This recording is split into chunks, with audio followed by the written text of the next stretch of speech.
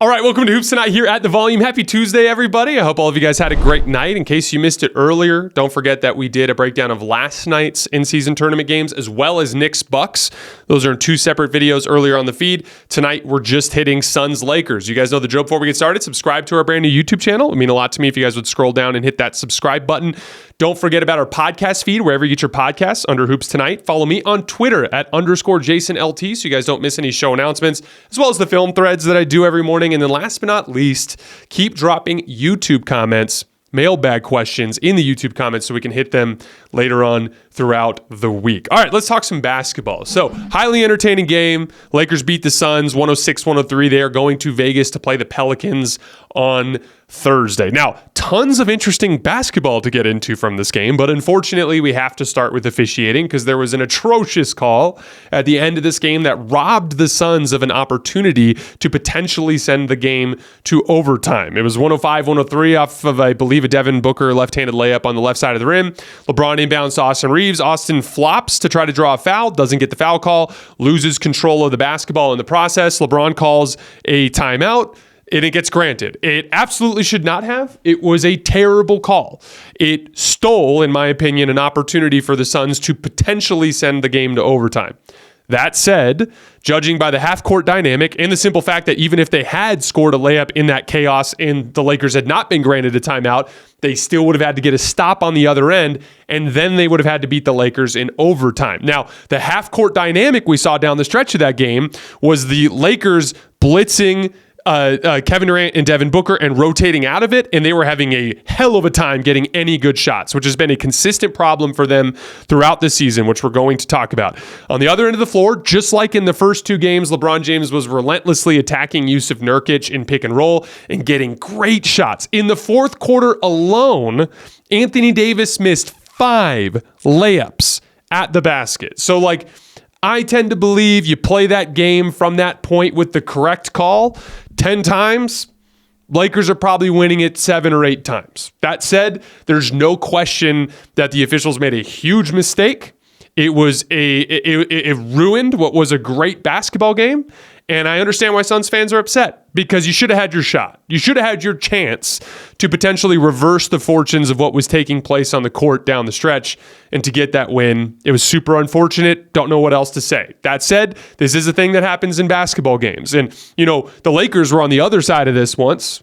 A year ago, you guys might remember, there was a big game, Lakers in Boston against the Celtics, tie game, final possession. LeBron gets downhill. He is at the rim with his left hand, at the rim, like a 100% shot.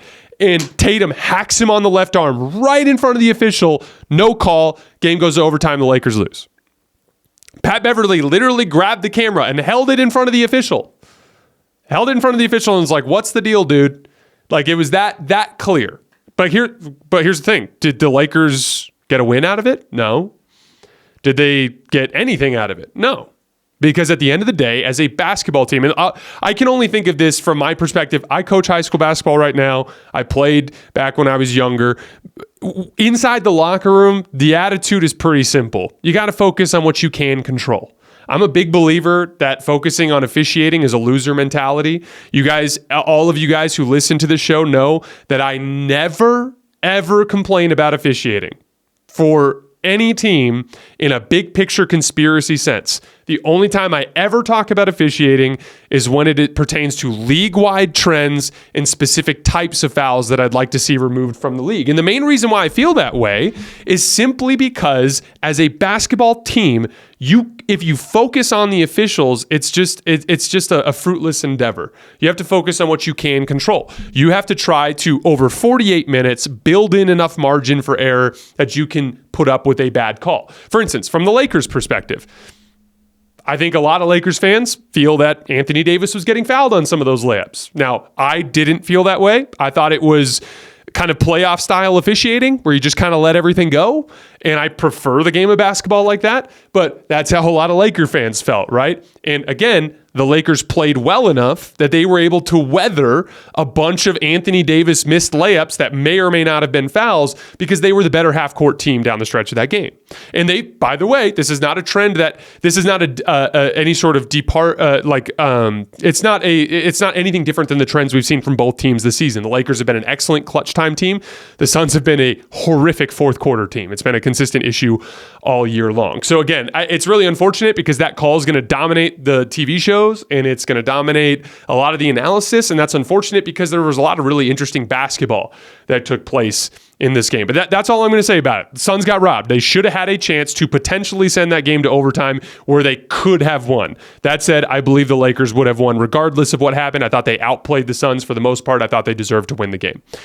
All right, let's get into some of the basketball stuff. So I want to hit on LeBron James again because this is ridiculous. Because once again, huge game, single elimination, big-time playoff vibes, 3 other legit superstars in their prime on the floor. And I thought LeBron was the best player. And once again, it came down to that chess match in the half court, and LeBron just started attacking Yusuf Nurkic in pick and roll, getting downhill and finishing at the rim. Once again, he's just trusting his pull-up jump shot in these big moments. He took a big transition 3 there in the middle of the fourth quarter. He took a mid-range pull-up jump shot in pick and roll down the stretch in crunch time. And that to me is just such a huge indicator of a trend that was not the case last year, which is crunch time offense for the Lakers when LeBron can actually trust his jump shot and just in general is more confident and capable creating shots. It just makes the Lakers a more dynamic team. That was a specific thing they struggled with a lot last year. I think that's encouraging. But the big thing that stood out to me from LeBron in this game was the job he did defensively. He had 5 steals, which is blowing plays up as a low man. And again, like we talk about this position archetype all the time, right? The Aaron Gordon archetype with like guys like DeAndre Hunter and Rui Hachimura and Lauri Markkanen's a big version of that, right? There's a bunch of these guys around the league, these big forwards, and we kind of don't remember the stars when we talk about that. And like LeBron's the star version of that. And so as a role player, meaning like within his role of the defense as the low man, he can be really impactful there. And he was excellent on the defensive end in this game. I think in general, he really wants to win this tournament. I think he'd like to be the guy who wins the first NBA Cup. I think it's good for the NBA Cup because if this NBA Cup is ever going to become what the league wants it to be, what Adam Silver wants it to be, it needs to be something the players really want to win. And LeBron is one of the best competitors of this era. And I think it's great to see guys like him, guys like Giannis who brought it today, guys like Dame who brought it, Tyrese Halliburton. You want the establishment superstars of the league to want to win this award. And I think that was a really strong indicator. But just, again, I've said to everybody on this show so many times this year that I was not really overly concerned about the Lakers' regular season issues because they were down most of their forwards. Hey, look at how much more athletic they look today with all their forwards. They had 20-something offensive rebounds, right? And they were significantly better defensively. And what did I say? I said the encouraging thing to me is despite all of that, LeBron looks better than he did at any point last season. I genuinely believe that. And to me, that's a huge indicator of a potential upside for this team in the big picture. Shout out to LeBron. It's ridiculous now that in December of 2023, we are still watching him put forward these types of performances with these kinds of stakes. Austin Reaves. So I did a mailbag question about this the other day, and a lot of, Austin had some struggles this year. And but by the way, he's had some struggles this year. It's really that simple. He's earned some of the criticism that's been directed to him this year. My stance the entire time has been for 50 plus games in all high leverage situations, he was awesome. So let's not overreact to a small sample size of pointless regular season games where he plays poorly, at least relative, because the reality is he hasn't been that bad, but poorly relative to what he used to be. And in a situation where the Lakers were down most of their wing athleticism, which made everybody's job a lot harder. And so all I kept saying was just stick with them. And here we are once again, big game, playoff vibes, another 20-point game from Austin Reaves, hits the dagger pull-up 3 on the right wing. His offensive burst in the third quarter flat out saved them from that Suns run that damn near took the game over there to start the third quarter.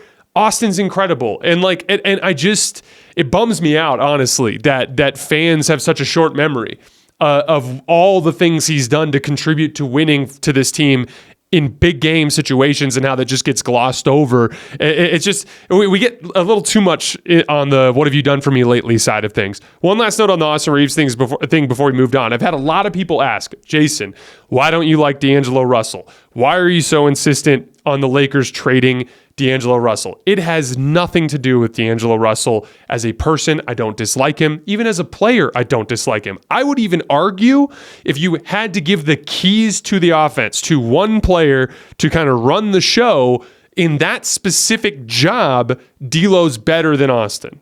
But in so many other areas of the game, Austin is better, and Austin can do a lot of what D'Lo does. And so because of that, and the long-term roster control under the new deal that he's on, it just makes more sense. And then this is the big problem. Every Lakers fan was frustrated with Darvin Ham going back to Taurean Prince down the stretch of this game.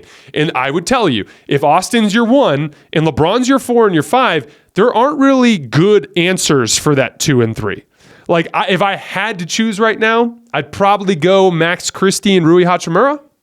But, like, Rui's not a great screen navigator. KD's probably going to run him off screens, and you're going to end up in some situations where you're going to have to switch, which could cause cross matches on the other side that could cause problems. Not sure that's a great fit. Max is super young. Cam Reddish and Jared Vanderbilt have offensive limitations. Taurean Prince is not a great athlete. All the answers there are limited. And so when you have a situation where Austin, LeBron, and AD make perfect sense, but the 2 and the 3, it's like, I don't know. Who do you play? And then we have to leave D'Lo on the bench because we can't play him alongside Austin. We crater defensively and on the glass. Then Rui Hachimura as just another big forward that's kind of more or less the same position as LeBron. He's on the bench. That's the problem. Your 5 best players are Austin, D'Lo, Rui, LeBron, AD. To start games and to close games, you can only play 3 of them. So it has nothing to do with me disliking D'Angelo Russell. It has nothing to do with any sort of like narrative-based attack of D'Angelo Russell. It is a simple matter of roster balance. I believe Austin's better. I know some of you guys disagree. I feel very strongly that Austin's a better player, and I think the playoffs last year clearly demonstrated that as he was reliably in the rotation, and D'Angelo Russell was very matchup dependent and got played off the floor against Denver, right? But I believe Austin's better. So you kind of have to pick one of them. And then you've got non-perfect answers for the 2 and the 3. And so in my opinion, it's imperative for the Lakers to convert those 2 contracts, Rui and D'Lo, if the right trade materializes, for a starter caliber 2 or 3 that answers the questions that Max Christie, Cam Reddish, Jared Vanderbilt, Taurean Prince, and Rui Hachimura can't perfectly answer. It's really that simple to me. If you could just, even if you could keep Rui and just turn D'Angelo Russell into a higher level 3-and-D wing, even if you have to attach a pick to him, now it makes more sense because that person becomes one of your top 5 players, right? You're trading D'Angelo Russell, one of your top 5 players, for a different top 5 player. But now of those top 5 players, at least 4 of them are obvious answers to your starting and closing lineups. And it just answers those questions for you. Then the question becomes, do you go after something like, is Taurean Prince better at the 2? Is it Max Christie at the 2? Well, what about Cam Reddish? You can figure that part out. One question mark is a little easier to deal with than 2 gaping question marks that you just don't know what to do with those positions. And like this game was very revealing to me about the Lakers on 2 levels. One, within the context of the regular season, it is so important for them to have their high motor athletes. They look so much better with Cam Reddish, with Jared Vanderbilt, with Rui Hachimura available. Those guys were not available on that last road trip. When they got ran off the floor by the Thunder and they got ran off the floor by the Sixers, those dudes weren't playing. It was a less athletic version of this team. So within the context of the regular season, those guys are super important. But the second piece that became very clear to me tonight is that the Lakers need clear answers to the 2 and the 3, and they don't have that. There is a roster imbalance here. D'Angelo Russell and Rui Hachimura cannot play at the end of games, and you're catering to D'Angelo Russell right now by allowing him to start and bringing Austin off the bench. But in the big picture, it doesn't make sense to have that much of your salary cap resources delegated to two players that can't share the floor together. And so that I want to be clear, because a lot of people, I understand, and this is my fault. I have not done a good enough job of making this point clear. I do not dislike D'Angelo Russell. I just simply think Austin's better, and that for the sake of this team, if you want this team to reach their ceiling, you need to make sure that as much of your top end talent as possible is playable together. And you hamper yourself when you maintain a roster imbalance like this, where now it's like, man, D'Angelo Russell, our damn near $20 million player, is sitting on the bench, and we're looking for a guy to play the 2 or the 3, and D'Lo's just not even being considered. No, it's just not going to be D'Lo. Because you need athleticism and defense from those positions. Because those are the two guys guarding Kevin Durant and Devin Booker. See what I mean? It's unfortunate with the way competitive sports work, in the sense that D'Lo does sort of become a target. And it's not fair, because D'Lo's having a great season. I looked it up this morning. D'Lo has been the second best pick and roll ball handler in the league this year, minimum 300 possessions. Like I said, I genuinely believe if you had to hand the keys of an offense to somebody, D'Lo's a better player there for that specific job. But down the stretch of games, it becomes LeBron's team. And it's more important to have a great second side creator who's great off the ball, who's a better defensive player. You go with Austin. That's why Darvin Ham keeps closing with Austin in those situations. Hopefully that clarifies that a little bit. In the NBA, the game can change in an instant, but no matter how the action unfolds, DraftKings Sportsbook has your back. This week, new customers can score $150 instantly in bonus bets just for betting $5 on basketball. Win or lose, you get an instant dub. They even have great same-game parlays. Download the DraftKings Sportsbook app now and use code HOOPS. That's HOOPS. New customers can get $150 instantly in bonus bets for betting just $5 on basketball, only on DraftKings Sportsbook with code HOOPS. The crown is yours. Last note on the Lakers, Anthony Davis. Absolutely magnificent in this game defensively and on the glass. He was murdering the Suns on the offensive glass in particular, but another completely inept second half offensively.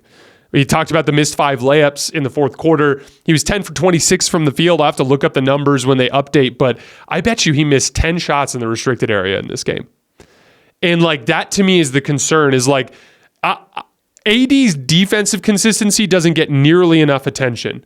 But his offensive inconsistency, while it gets too much attention, is a real issue. In the sense that this game's not even close. The Lakers win by 10, 15 points if Anthony Davis can just maintain his baseline level of offensive impactfulness, right? And it's just concerning. That said, I want to shout out Anthony Davis for the 2 clutch free throws at the end of the game. I thought that was huge, especially since he struggled with clutch free throws over the last couple of years as well. But yeah, encouraging game for the Lakers on a bunch of levels. Outside of that second half run from the Suns, and then that weird thing where Darvin Ham took LeBron and AD out when Kevin Durant and Devin Booker were both on the floor, and they promptly went on a 5-0 run. Other than that, I thought they played a consistently pretty great game.